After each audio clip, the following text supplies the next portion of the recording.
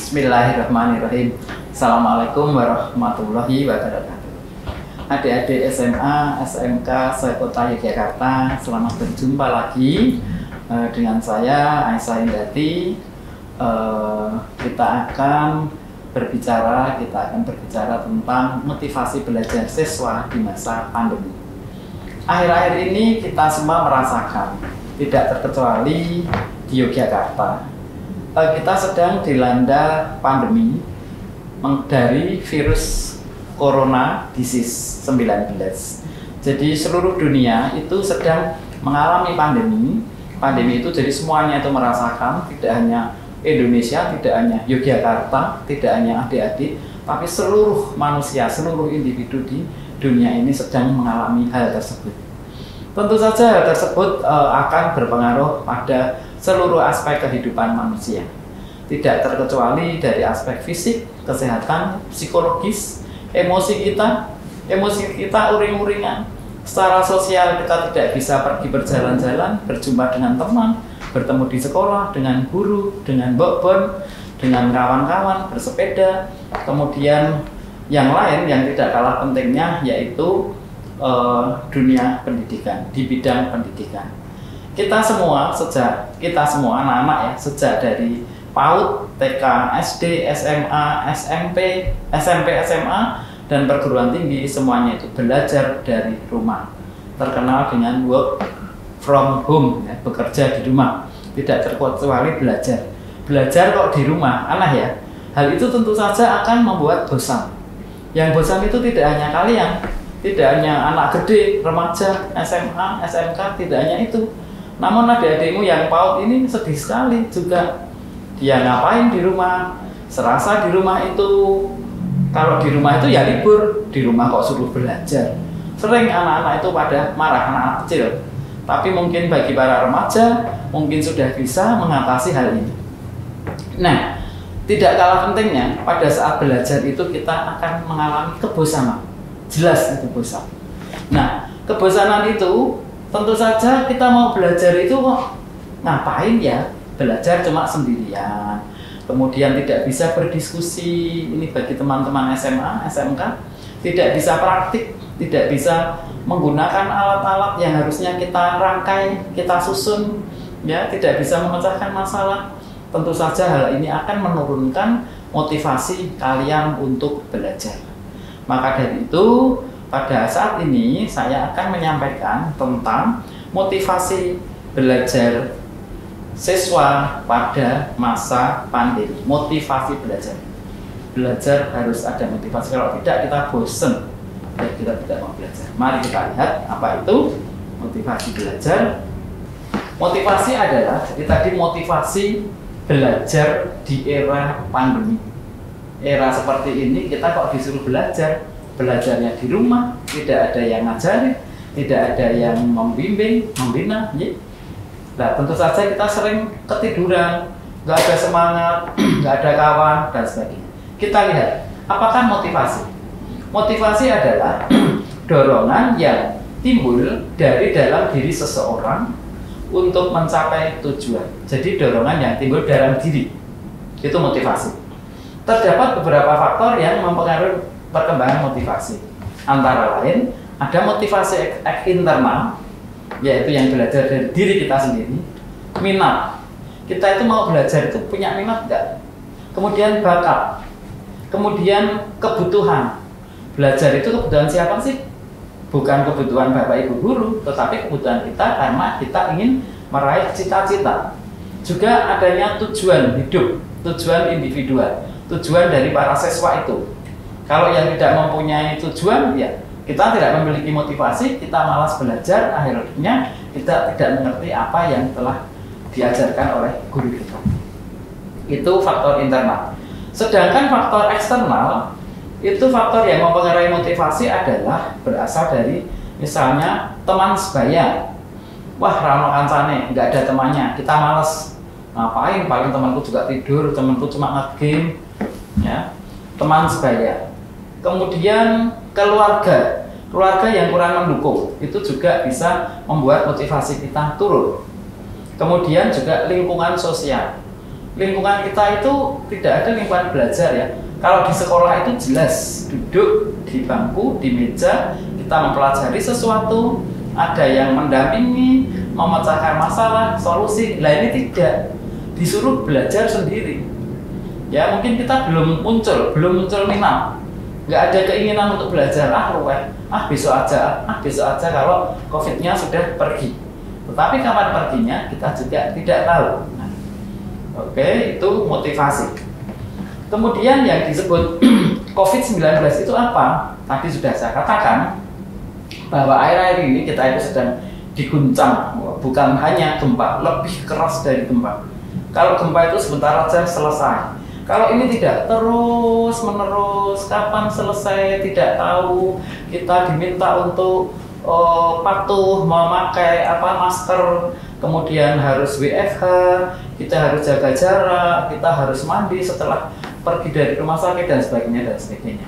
Lah ini COVID-19 ini begitu ganasnya ya, yang virus ini muncul pertama kali di China bulan Desember 2019 dan menurut WHO 2020 bahwa diumumkan bahwa COVID-19 ini sebagai pandemi. Pandemi itu apa? Pandemi itu adalah menyerang seluruh dunia, tidak hanya Indonesia, Yogyakarta, tapi seluruh dunia.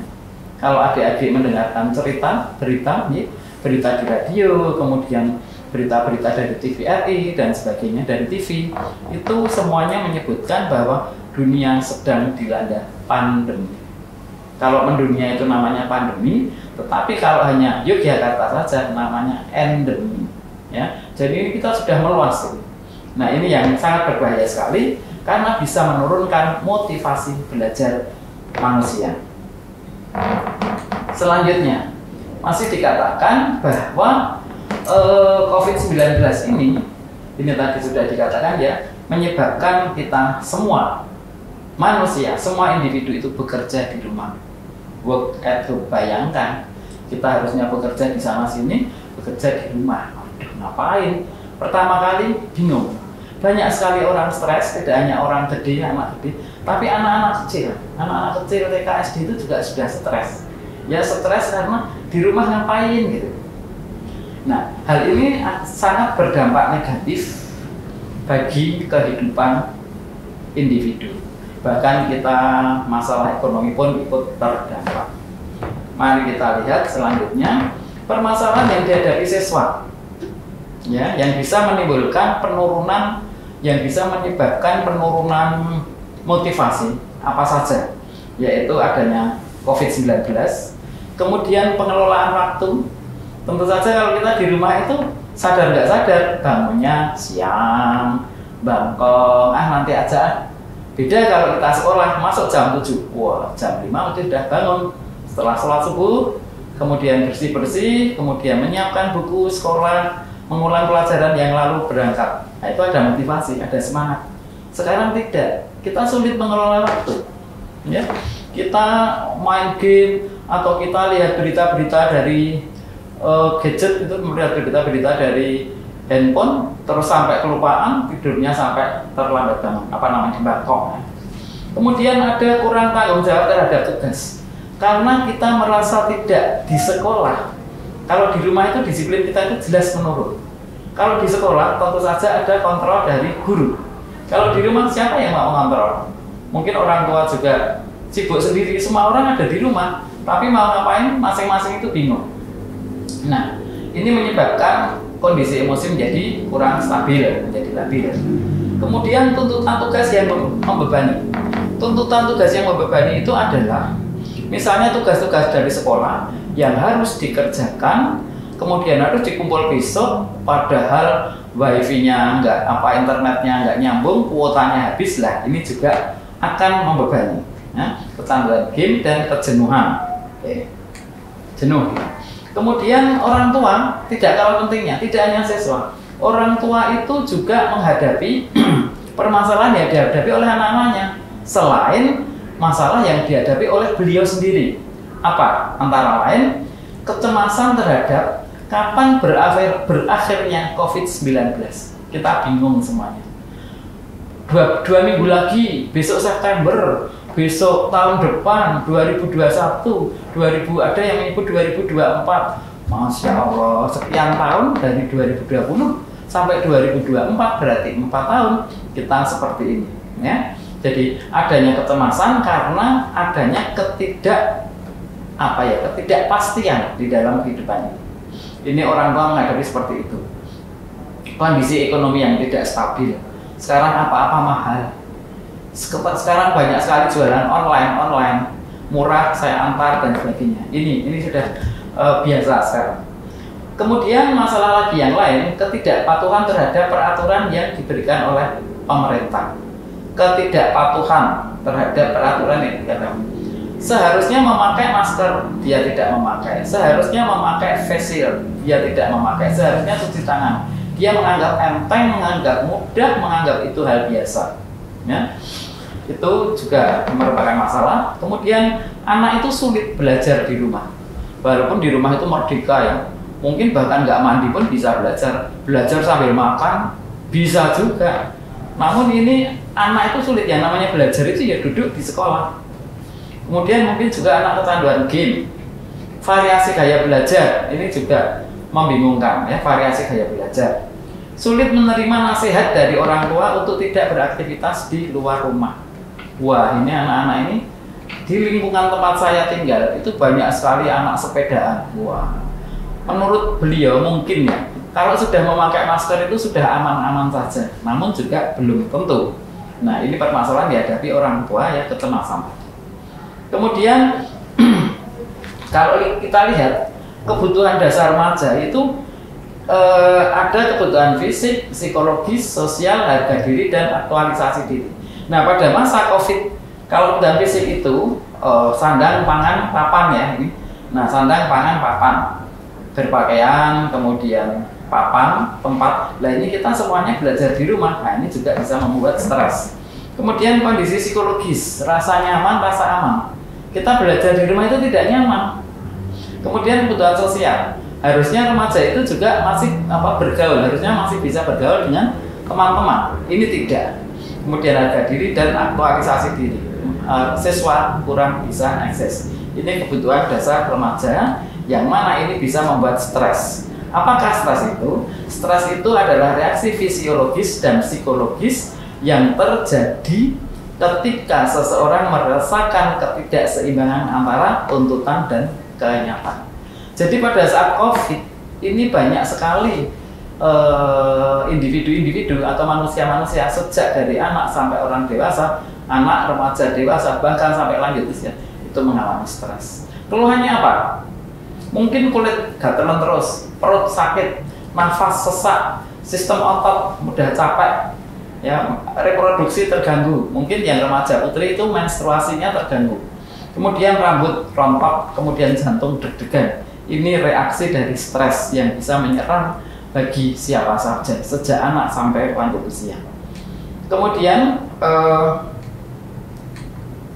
reaksi emosionalnya apa? Marah, ya, cemas, bosan. Lah ini merasa tidak berdaya, depresi.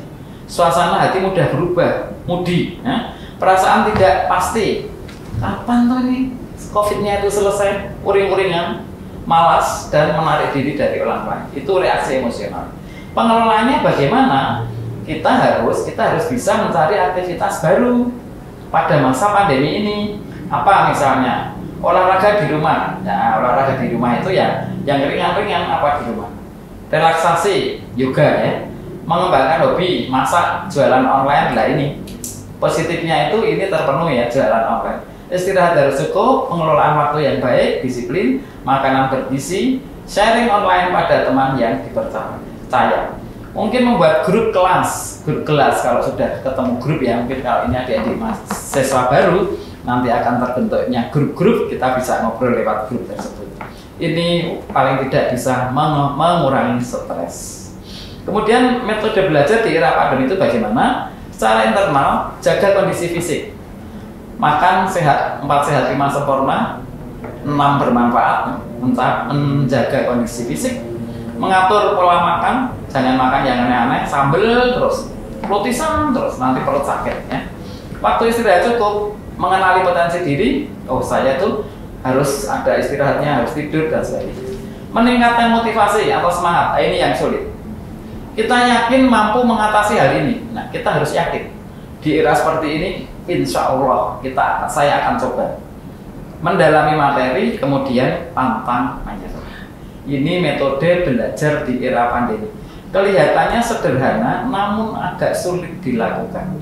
Agak sulit ini, hanya beberapa poin, tapi kalau kita tidak benar-benar disiplin pada faktor internal ini. Kenapa internal? Karena internal itu yang bisa menjalani hanya kita sendiri. Walaupun diopiak-opiak dari luar, kalau kita nggak ada niat, nggak ada semangat, nggak ada modal, kita tidak akan semangat ya, kita tidak akan bangkit semangat. Faktor eksternalnya apa? Harus ada lingkungan yang mendukung untuk belajar, lingkungan yang kondusif, termasuk sarana penunjang, wifi, kuota internet lah ini. Keuangan membengkak ya, kuota internet, wifi. Kemudian pengubahan jadwal, pengubahan atau penjadwalan kembali jam belajar. Kita harus tata jam belajar kita. Ya, ini yang nanti adik-adik siswa baru setelah memperoleh jadwal, kemudian dicocokkan kira-kira yang cocok itu yang mana. Kenapa begitu? Karena ke depan ini kita masih sekolahnya nampaknya melalui daring. Ya. Jadi kita harus pandai-pandai menjaga ini, menata. Juga yang penting kondisi perekonomian keluarga ini juga sangat berpengaruh. Selanjutnya solusinya dapat mengatur waktu antara jam pembelajaran dan bermain ya. Jangan lupa tetap bermain ya. Jangan hanya belajar terus, tetap bermain. Itu untuk pengurangan stres. Meningkatkan motivasi melalui kuis yang diberikan oleh pihak sekolah. Nanti sekolah akan memberikan kuis berdean, ada rewardnya, gitu ya. Menciptakan kreativitas sesuai dengan bakat yang dimiliki. Ya kalau yang bakatnya basket, dribble aja di rumah, voli, lari-lari, main tali itu dan sebagainya. Kemudian membuat perencanaan kegiatan selama seminggu sekali untuk membuang kejenuhan. Seminggu sekali model belajar dirubah lagi, seminggu lagi dirubah lagi. Kenapa? Untuk mengurangi kejenuhan. Ya, ini solusi. Kemudian meningkatkan sharing dengan keluarga. Ini agak sisi positif. Yang tadinya nggak pernah ketemu ayah, ibu, adik, kakak dan sebagainya sekarang menjadi ketemu. Bisa ngobrol, baca koran bersama-sama, kemudian masak bersama-sama, masak kue, masak sop, roti bakar dan sebagainya. Nah, ini solusinya. Kemudian yang secara eksternal, orang tua harus juga mengenali potensi anak. Ya, orang tua itu sekarang sebagai pengganti guru di sekolah untuk mengawasi waktu belajar. Kemudian mengarahkan masa depan anak, ngobrol masa depan anak, mendengarkan radio, memberikan fasilitas subsidi kuota ini yang sulit ini, subsidi kuota internet, wow, gitu ya, membengkak ini jelas. Kemudian melihat apakah minat anak itu sudah sesuai dengan kemampuan, kita arahkan. Orang tua jangan memaksakan kehendak ya, pada anak. Tumbuhkan motivasi berprestasi. Ayo kita bermain-main bersama, menanam tanaman dan sebagainya. Melakukan pertemuan via online guru siswa untuk memantau kondisi siswanya. Ya, kemudian terakhir terakhir sudah matur nuwun. Demikian adik-adik sekalian, adik-adik atau anak-anakku ini ya, yang sebentar lagi kalian akan belajar secara online. Sebenarnya itu juga kalau dibuat menyenangkan, ya menyenangkan. Tetapi kalau dibuat membosankan, ya membosankan. Tetapi pesan saya, buatlah situasi ini situasi yang menyenangkan. Karena Anda adalah generasi, siswa itu generasi yang membentuk kreativiti sendiri. Kondisi apapun jangan goyah ya. Tak lekang oleh hujan, tak lapuk oleh panas. Gitu kira nampaknya. Oke, selamat belajar adik-adikku sekalian. Sukses untuk kalian ya mencoba situasi yang baru. Assalamualaikum warahmatullahi wabarakatuh. Sukses untuk kalian. Semangat!